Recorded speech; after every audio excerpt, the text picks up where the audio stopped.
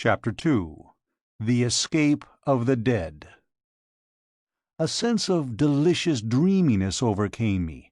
My muscles relaxed, and I was on the point of giving way to my desire to sleep when the sound of approaching horses reached my ears. I attempted to spring to my feet, but was horrified to discover that my muscles refused to respond to my will. I was now thoroughly awake, but was unable to move a muscle, as though turned to stone. It was then for the first time that I noticed a slight vapor filling the cave. It was extremely tenuous, and only noticeable against the opening which led to daylight. There also came to my nostrils a faintly pungent odor, and I could only assume that I had been overcome by some poisonous gas. But why should I retain my mental faculties and yet be unable to move, I could not fathom. I lay facing the opening of the cave, and where I could see the short stretch of trail which lay between the cave and the turn of the cliff around which the trail led. The noise of the approaching horses ceased, and I judged the Indians were creeping stealthily upon me along the little ledge which led to my living tomb. I remember that I hoped they would make short work of me, as I did not particularly relish the thought of the innumerable things they might do to me if the spirit prompted them. I had not long to wait before a stealthy sound apprised me of their nearness, and then a war-bonneted, paint-streaked face was thrust cautiously around the shoulder of the cliff, and savage eyes looked into mine. That he could see me in the dim light of the cave I was sure, for the early morning sun was falling full upon me through the opening. The fellow, instead of approaching, merely stood and stared, his eyes bulging and his jaw dropped. And then another savage face appeared, and a third, and a fourth, and a fifth, craning their necks over the shoulders of their fellows whom they could not pass upon the narrow ledge. Each face was the picture of awe and fear, but for what reason I did not know, nor did I learn until 10 years later. That there were still other braves behind those who regarded me was apparent from the fact that the leaders passed back whispered word to those behind them. Suddenly a low but distinct moaning sound issued from the recesses of the cave behind me, and as it reached the ears of the Indians, they turned and fled in terror, panic-stricken. So frantic were their efforts to escape from the unseen thing behind me that one of the braves was hurled headlong from the cliff to the rocks below.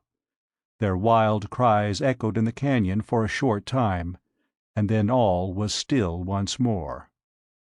The sound which had frightened them was not repeated, but it had been sufficient as it was to start me speculating on the possible horror which lurked in the shadows at my back.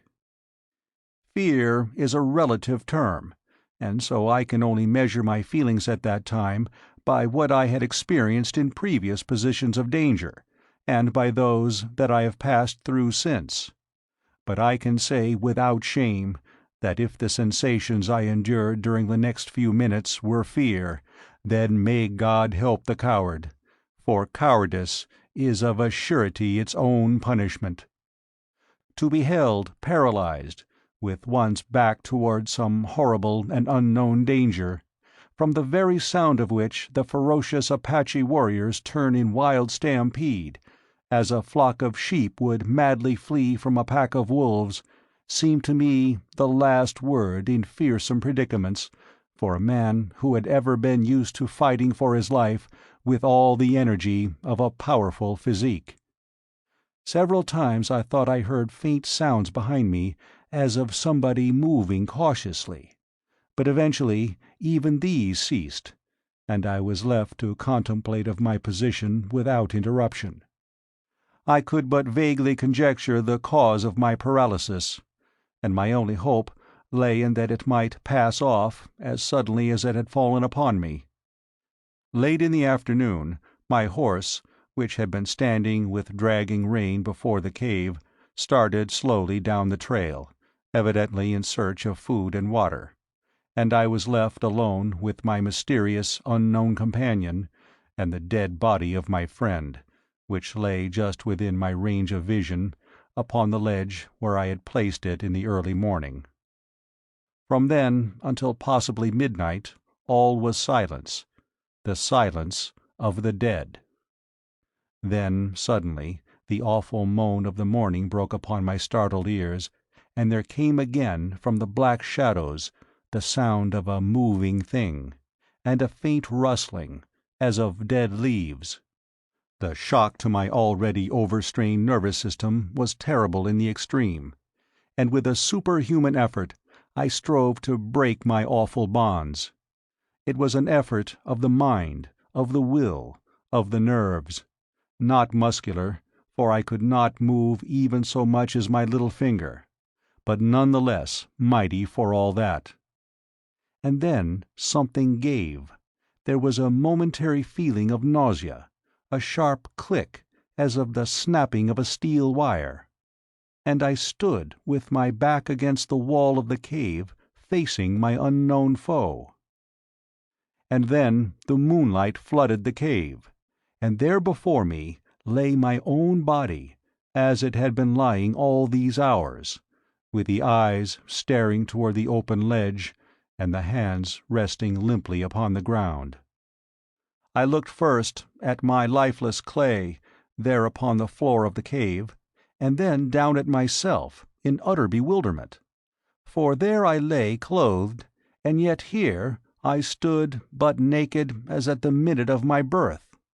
The transition had been so sudden and so unexpected that it left me for a moment forgetful of aught else than my strange metamorphosis. My first thought was, is this then death? Have I indeed passed over forever into that other life? But I could not well believe this, as I could feel my heart pounding against my ribs from the exertion of my efforts to release myself from the anaesthesis which had held me. My breath was coming in quick, short gasps, cold sweat stood out from every pore of my body, and the ancient experiment of pinching revealed the fact that I was anything other than a wraith. Again I was suddenly recalled to my immediate surroundings by a repetition of the weird moan from the depths of the cave. Naked and unarmed as I was, I had no desire to face the unseen thing which menaced me. My revolvers were strapped to my lifeless body, which, for some unfathomable reason, I could not bring myself to touch.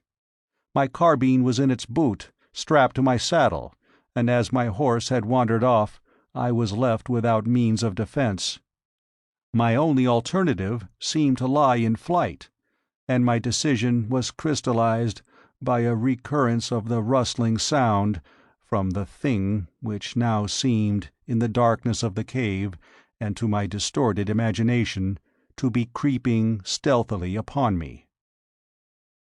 Unable longer to resist the temptation to escape this horrible place, I leaped quickly through the opening into the starlight of a clear Arizona night. The crisp, fresh mountain air outside the cave acted as an immediate tonic, and I felt new life and new courage coursing through me. Pausing upon the brink of the ledge, I upbraided myself for what now seemed to me wholly unwarranted apprehension. I reasoned with myself that I had lain helpless for many hours within the cave, yet nothing had molested me, and my better judgment, when permitted the direction of clear and logical reasoning, convinced me that the noises I had heard must have resulted from purely natural and harmless causes. Probably the conformation of the cave was such that a slight breeze had caused the sounds I heard. I decided to investigate, but first I lifted my head to fill my lungs with the pure, invigorating night air of the mountains. As I did so, I saw, stretching far below me, the beautiful vista of Rocky Gorge, the level, cacti-studded flat, wrought by the moonlight into a miracle of soft splendor and wondrous enchantment.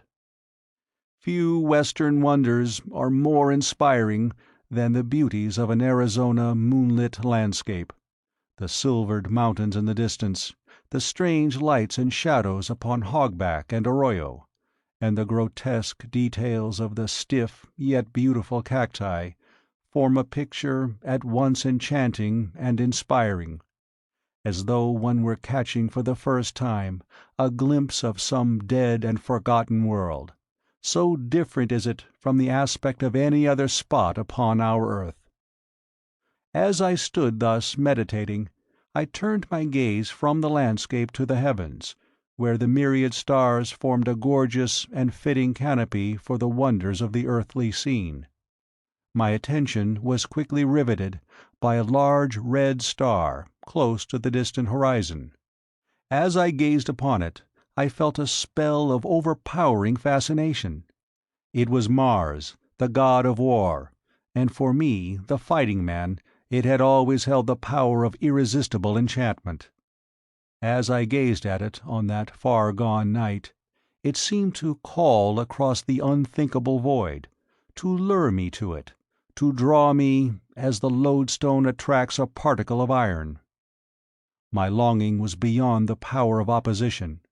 I closed my eyes, stretched out my arms toward the god of my vocation, and felt myself drawn with the suddenness of thought through the trackless immensity of space.